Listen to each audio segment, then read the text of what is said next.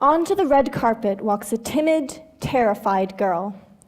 She doesn't look timid, and she certainly doesn't sound terrified. She's learned how to put on the appearance of a confident person. She's learned how to flash a calm smile at the crowd.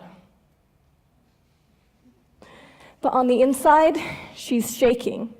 The weight of her own words is crashing down around her, pounding in her ears, throbbing in her chest. And then she remembers why she's here. She's here to talk about stories and beauty and brilliance. She's here to talk about what she loves. Suddenly, this moment of terror has meaning. I'm still terrified, trust me, but I'm also really happy to be here. Who am I? My name is Christiana, and that is actually very important to this talk, because Christiana means Christian, and I'm definitely a Christian. I actually believe that the Bible is more than just a book or a beautiful piece of literature, even though that's what I'm going to be focusing on today. I believe that it's the truth. So obviously, I'm going to be biased. I can try not to be, but honestly, that's impossible. No one can be totally objective, right? So if I can't be totally objective, I can at least be honest. I'm a Christian, and that's going to affect everything I do and say. But it's okay. I don't expect everyone here to believe what I do. My goal tonight is not to try to convince anyone that the Bible is true. My goal is to convince you all that it is brilliant and beautiful. It's a beautiful piece of literature, and we should care about that because beauty is something that we can all appreciate, something that can unite us. We live in a ridiculously divided world right now, and that makes common ground really hard to find. But it also makes finding that common ground all the more important. It makes that common ground itself all the more precious. I would argue that beauty, brilliance, art and literature, and the appreciation of such things is part of that common ground. For the past few months, I've been researching the Bible as literature. I'm sure the Bible is brilliant and beautiful in other ways, historically or philosophically, but I was really interested in the literary aspects of the Bible, partly because I really feel that they haven't been emphasized enough, but mostly because I love literature. It uses words to tell stories that relate human experience. It's been said that we as humans love stories. Stories connect to us and help us make sense of our world. For me, at least, I know this is true. Just now when I walked up to give this talk, I narrated my life like I was a character in a story, because that's how I see things. Literature has a way of capturing our world with words and stories, and that's why I love it. But first, we need to define literature. What do I mean by the Bible is literature? I mean that it is a writing of lasting importance that comments on the world in an artistic way. How is the Bible considered literature? Firstly, it is of lasting importance. Even the most recent of its writings were written 2,000 years ago, yet people still read versions of it today. The words written in that book have changed millions of people's lives, my own included. The Bible has woven its way into culture, it has played a prominent role in history, and it continues to play a prominent role in the lives of many today. You don't have to believe a word the Bible says, but I hope that everyone here can at least agree that this book has made an impact on the world we live in. Secondly, the Bible comments on the world. It makes all kinds of claims about reality. It comments on the existence of good and evil, the nature of mankind. It comments on the world itself. The first sentence of the Bible, "In the beginning, God created the heavens and the earth." Right away, the Bible comments that the world began and that the world was created by God. But now we have to address the third and final part of the definition, and this is what I really want to focus on. The Bible comments on the world in an artistic way. This is why the Bible is worth reading, even for people who don't believe what it says. How is what the Bible says artistic? If you didn't know, the Bible is actually an anthology of multiple pieces of literature divided into books that fall into different literary genres. I'd like to look at a couple of examples of the artistry found in the Bible, specific to the Hebrew poetry genre. Let's start in the beginning. This is taken from the first chapter of the very first book of the Bible, Genesis, which falls under the literary genres of historical narrative and Hebrew poetry. This is just an English version of the opening passage, but already you can see this pattern starting to emerge. God said, and it was so, and God saw, it was good. And then it repeats itself. And God said, and it was so, and God saw that it was good. I remember reading this when I was younger and being like, it's so repetitive, and thinking that it was really weird and boring. Now, as a slightly more educated person, I realized that repetition is an actual rhetorical device. It's a literary device used in poems all the time. And actually, if you listen to the original version of this text in ancient Hebrew, it sounds rhythmic. There's this clear, audible pattern that's been intentionally woven into the words. And it's artistic. And it's beautiful. Now I'd like to skip way ahead in the Bible to the book of Psalms, which is pure Hebrew poetry. Psalms 119 is the longest psalm in the Bible. It's composed of 22 stanzas, the first of which is depicted here. For those of you who are unfamiliar with Hebrew, it's read from right to left, so the lines begin on the far right. As you can see, all 8 lines of the first stanza begin with the same Hebrew letter. This is because Psalms 119 is actually an alphabetic acrostic, which means that each of the 22 stanzas begins with a different letter of the alphabet, but every line in a specific stanza begins with the same letter. So every line in the first stanza begins with the first letter of the Hebrew alphabet, every line in the second stanza begins with the second letter, and so on and so forth. This is exactly the kind of thing that so many people either don't care about or don't notice. But imagine how much time, thought, and effort this took someone. This is brilliant. These are just a few of the poetic elements in the Bible that make it an artistic beauty. But I'd also like to talk about the other artistic side of the Bible, the storytelling aspect. As I said earlier on, stories are what I really love about literature. The Bible has one of the most interesting approaches to storytelling I've ever encountered.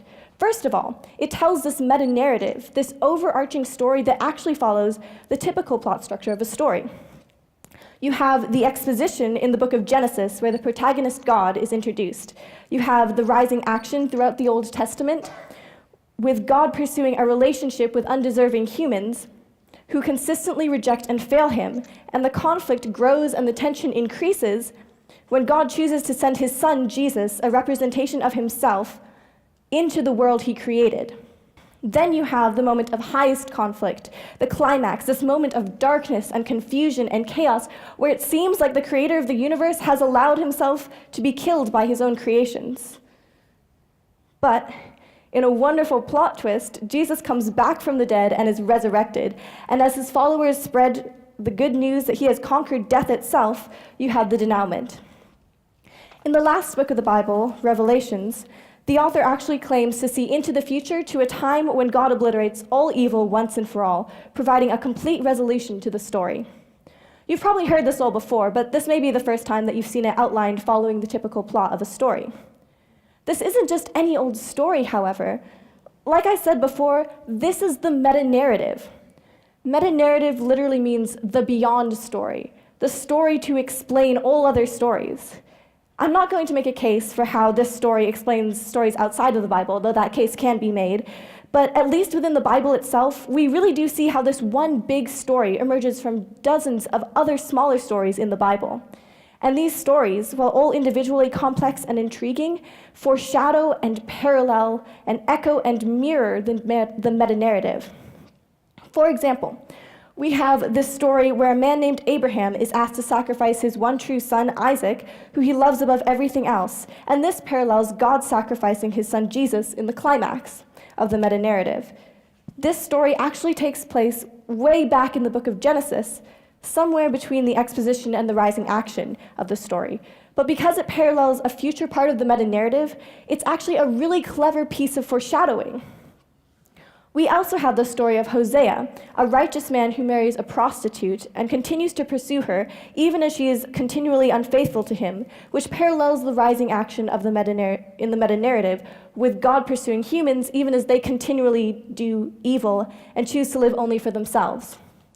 These are just a couple examples of small stories that point to the larger meta-narrative. But the Bible is full of these, and each individual story is full of its own wonderful details and characters. In addition to this intriguing and complex story structure with small stories feeding into a larger one, the Bible also has a unique narrative style. In my research, I came across this incredibly interesting article by Tom Linnefelt, a humanities professor and an associate professor of biblical literature. Basically, what Linnefelt observes is that in biblical narrative, a character's outer life is stated, while his inner life is only implied. By outer life, I mean the character's actions and words, things that could be easily observed by any outsider. Those are what are often directly stated in the Bible, but the character's inner life, what they think, how they feel, is very rarely directly stated. Now, I don't know about you, but at least initially, that didn't sound very interesting to me. A story that's all, he said this, then he said that, then he walked up this mountain, then he killed that goat. Doesn't seem like a story that would have that much depth. If the characters don't actually have motivations and internal reactions to things, it's hard to relate to those characters. But the case that Linnefelt makes, and the case that I would like to argue, is that while the characters' inner lives are rarely stated, they are almost always implied and are actually often crucial to understanding what's happening in the story. In his article, Linnefelt states, "Biblical narrative consistently, though not slavishly, avoids giving access to the inner lives of its characters, to what they might be thinking or feeling in any given situation, even though that inner life is often vitally important to character motivation and to plot development."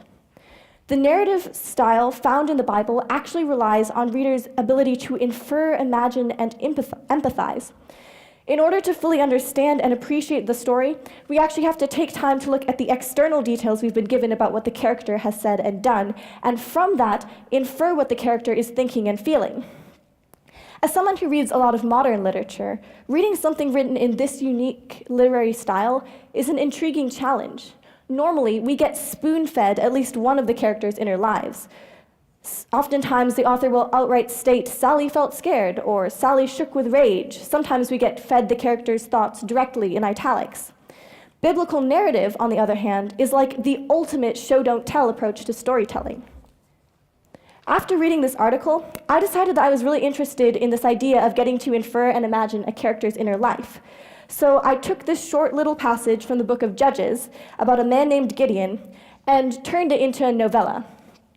During the month of November, I basically approached the story from Linnefelt's perspective with the idea that this character, Gideon, had an inner life that was real and relevant to the events stated in the story. I explored what that inner life might have been, expanded on some of the themes I saw in the story, and added some more scenes to develop my characters further. It was actually a really fun project, but because it's a first draft, I'm not going to share any excerpts of it with you. I do, however, want to share some of the discoveries I made as I was looking at this passage through a literary lens. The story itself, even without the character analysis I conducted, is actually really fun, so I would encourage you to read the whole thing in Judges chapters 6 through 8. Unfortunately, I only have time to walk you through the first major scene in the story of Gideon. Here we have the protagonist Gideon hiding in a winepress to thresh wheat when God appears to him in the form of an angel. I've underlined all the various places that the author of the passage reveals Gideon's outer life.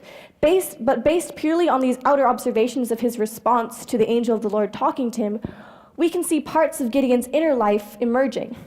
We're told that in reply to an angel appearing to him and telling him that God is with him, Gideon starts asking all these questions. Why has this happened to us? Where are all the wonders of God? He questions the claims of his ancestors. You can almost hear the bitterness in his words. God tells him that he's been chosen to save Israel. And Gideon's response is, "How can I save Israel? My clan is the weakest, and I am the least in my family." Instead of believing that God will come through, Gideon focuses on his own incompetence.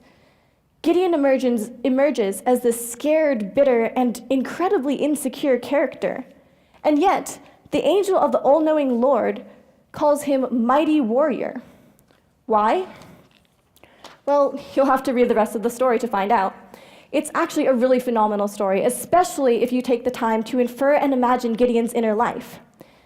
I'm sorry that I can't walk you through every single literary element of the Bible in full detail. But if you're really interested in the Bible as literature, I'd encourage you to do your own research. In fact, I would like to challenge anyone who loves literature or sees stories as meaningful, anyone who appreciates brilliance and beauty, to pick up a Bible and look for that beauty. Look for that brilliance. Look for the repetition and rhythm of the words. Look for the way smaller stories connect to the larger meta-narrative. And if you look carefully enough, you might just find some of that precious common ground that can unite us all in a divided world. Thank you.